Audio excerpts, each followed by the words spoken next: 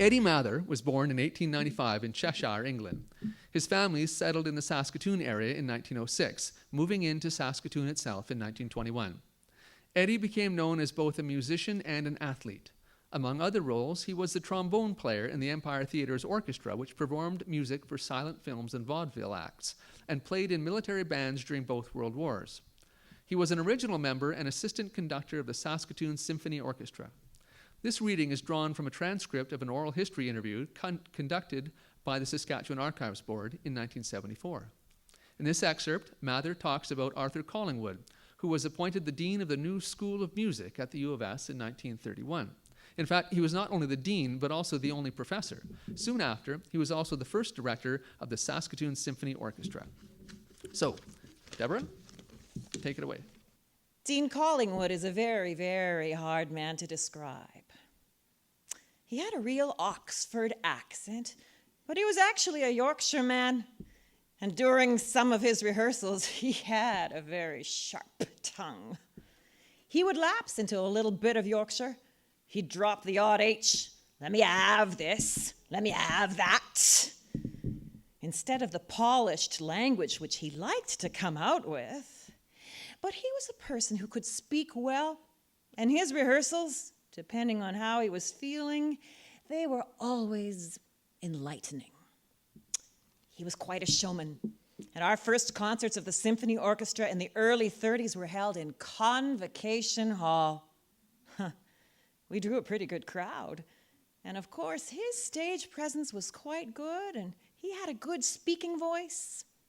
One thing that he did that I thought was very, very good, when tackling any of the standard composers, he would acquaint the audience with the structure and the formation of the symphony as the theme developed. For instance, if we were playing Beethoven's Fifth, the Victory Symphony, he would strike the ta-ta-ta-ta, ta-ta-ta-ta, just like that. He'd introduce it and he'd say, later on, you'll hear this theme enter into this thing, and if you listen for this development, you'll see this theme worked out and something built around it. He'd educate the unenlightened people who were perhaps only used to following melodic line. Top-liners, we called them.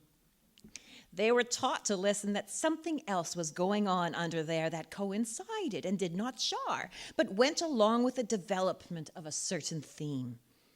And as they got acquainted with the orchestra, he would introduce the different kinds of instruments.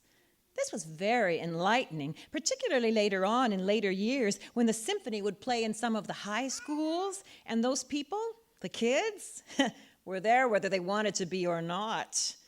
He would let them know what these instruments were, what they looked like, what they sounded like, you see.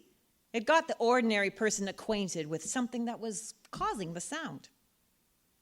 Well, the audience grew, and we, as attendance became good, we outgrew the Convocation Hall. And arrangements were made then for the use of the Besborough, the big ballroom. We migrated there from the university down to the Besborough Hotel. We filled that place. We had standing room only there. Mr. Collingwood would make his entrance right through the audience, from the main floor, from the main door.